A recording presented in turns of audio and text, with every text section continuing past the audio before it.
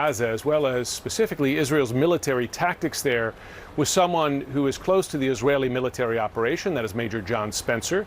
He served in the U.S. Army and is now chair of urban warfare studies at West Point's Modern War Institute. John, good to have you on. Thanks for taking the time. Well, thanks for having me back, Jim. I want to begin by noting how the Israeli Prime Minister Benjamin Netanyahu described your own analysis during his joint address to Congress last month. I suggest you listen to Colonel John Spencer. John Spencer is head of urban warfare studies at West Point.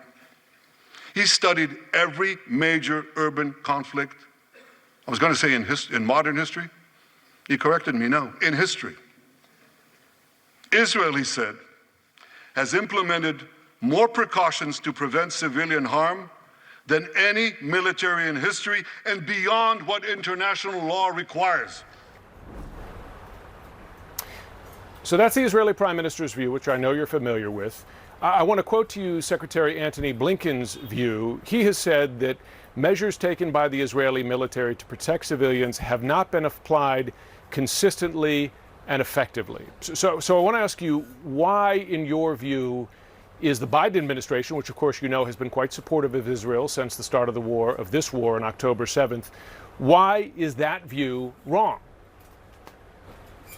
Well, I can't speak for the administration, Jim, but I mean, my assessment, based on, to include being on the ground in Gaza with the IDF, but more importantly, it's the research, the decade of research into every urban-centric battle, whether you're talking about battles against ISIS or World War II battles, is that the data supports my conclusion that Israel has done more, as in these, we call them civilian harm mitigation measures.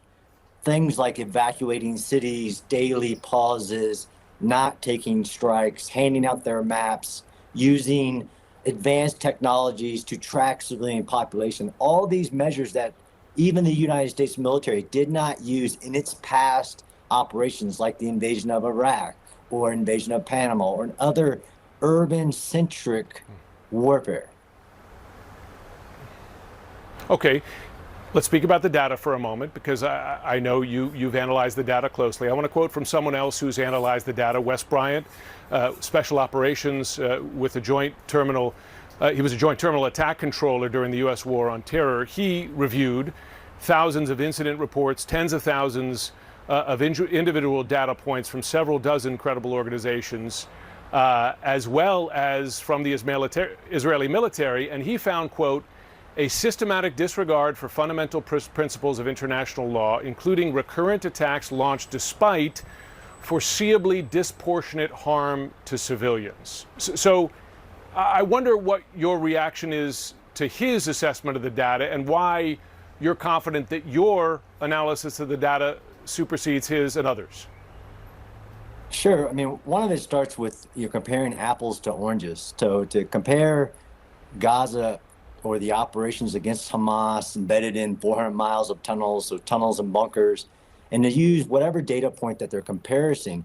One is, it sounds like a misunderstanding of what the law of war requires, especially a proportionality assessment. So what's the military advantage of a target, and then what are the expected collateral damage and the feasible steps taken to prevent civilian casualties, like evacuating cities and prior notice to attack and intelligence. So I think that the difference is, one is an understanding of the law of war requirements to do proportionality assessments, and then the data which these people, not citing anybody, don't have access to. So what they do is infer, Jim. They do what's called effects-based. John, in fairness, I'm quoting to you someone who is quite aware of the law of war. He worked in special operations for the U.S. military in the joint terminal attack, as a joint terminal attack controller, making exactly those decisions. And he examined not the data about U.S. military interactions prior, but Israeli military activity in Gaza. So he's looking at the same data and coming to a different conclusion. So as far as I know, Jim, that author has not visited Israel or Gaza and embedded with the IDF or the targeting cell. So he's making an analysis without the actual body of data that you would need, which would be the information that Israel had when they're doing their targeting, whether individual strikes or operations. So I'm saying the person you're quoting is making an inference based on the effects of operations, but not the data in which a law of war proportionality assessment would include, which is what intelligence did you have when you took those strikes, as in what was the target, what was the expected collateral damage, and what did you do to prevent it? So I'm saying you're quoting somebody who is making an inference without all of the information, which I found a lot of people do, or they do what's called lies, damn lies, and statistics, and take the effects of military operations and compare it to what they know, or a completely different context. Like you're quoting his experiences in recent operations. But what you're doing, John, this. is you're dismissing what is not an outlier position. As you know, General David Petraeus, who commanded U.S. forces in Iraq and Afghanistan, led the CIA, has criticized Israeli military operations. Peter Mansour, who wrote the book on the U.S. surge in Iraq, has criticized Israeli operations. So I should note that view of both the data and the conflict is not an outlier. Let me just for a moment, because for folks watching here, well, let me respond they to will that, often Jim. see images of particularly, let me just show you video of an incident that took place just in the last week since I've been in Gaza, since I've been in Israel. This took place earlier this month. It was an attack on a school in Gaza in which Gaza civilians, Palestinian civilians, were taking shelter. More than 90 people were killed, and this includes women and children. The IDF described this attack as precisely striking Hamas terrorists operating with a Hamas command and control center embedded in the building. Now, I know, as well as you, that Hamas often hides behind civilians, but CNN has confirmed the IDF used 3 GBU-39 250-pound bombs. How can that be described as a precise strike, given the number of civilian casualties?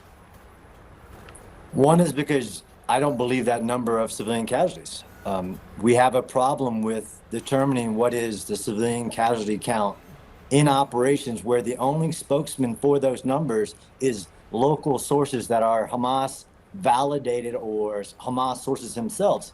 So in that strike, which I think is a great example, in that context of a strike, you would have to know what was the enemy known target, number of targets, and then what was the known status? When did they take the strike? What did they do to prevent civilian casualties? And then what were the actual results? And this is where mass media, not saying you specifically, but keep parroting whatever number that comes out of Gaza within hours.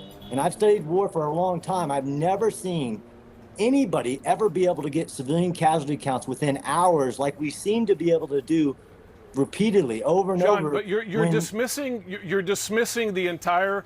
You can take issue with the health ministry of Gaza's specific numbers, but as you know, the Biden administration, the Pentagon, has said that civilian death tolls in Gaza of many thousands, including many thousands of women and children, they found credible as well.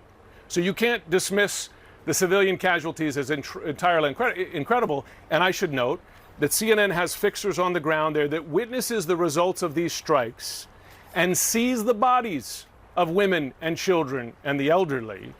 So you can't dismiss all the civilian casualties. So my question is, no, I'm not dismissing what gives that you there confidence? have been civilian deaths in Gaza. That's a fact, and this is war.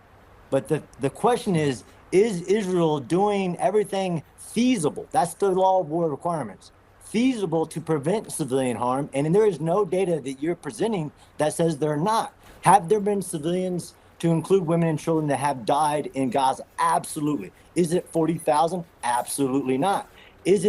Who is the cause of that civilian death?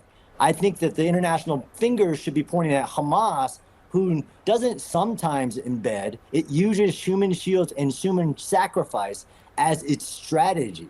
So again, I think we're coming at it from different angles. When you can have your own opinions, you can't have your own facts. Understood, but I'm quoting people who have facts. But before we go, and by the way, I've interviewed Hamas officials myself and challenged them on that very issue of hiding behind civilian casualties.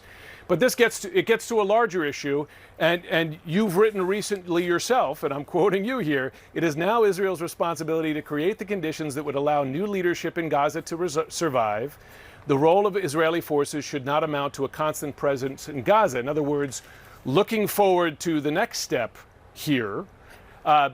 And with the question, for all this destruction, I want to put up a picture that we have here of what parts of Gaza have been leveled by Israeli military activity here. For that level of physical destruction and the level of civilian casualties, Hamas remains in Gaza, and their leader is still alive. These are before and after pictures. Has that civilian toll been worth not accomplishing, at least at this point, what was Israel's stated goal going into this war, which was to destroy Hamas? Hamas is not destroyed. Well, Jim, I'd ask you to read the rest of the article you're quoting, which is that Israel is winning, that there are few Hamas leaders left, and that they're a fraction of what they are, where you have Yahya Sinwar wanting to add his survival onto the hostage negotiation deal. I'd ask you to read the rest of the article or read the recent multiple general officers that went into Gaza as part of a military commission and conclude, like me, that Israel is following the law of war, is destroying Hamas, and is doing everything physically possible while Hamas is doing everything that they can to get civilians killed. Israel is doing everything to prevent it. And I disagree strongly, and that's why I wrote the article that Israel has not been successful. While you want to use the numbers of at what cost, and this is where it really comes into, is the war just, and is it being executed justly? And I don't think your sources or experts or data says differently. Yeah. Well, the fact is there are quite public comments from quite reputable, experienced generals, General Petraeus among them, but not confined to him, that have criticized the progress of the war. John Spencer, I did read your piece. I appreciate the conversation. Let's look for another opportunity to explore the same. Thanks, Jim.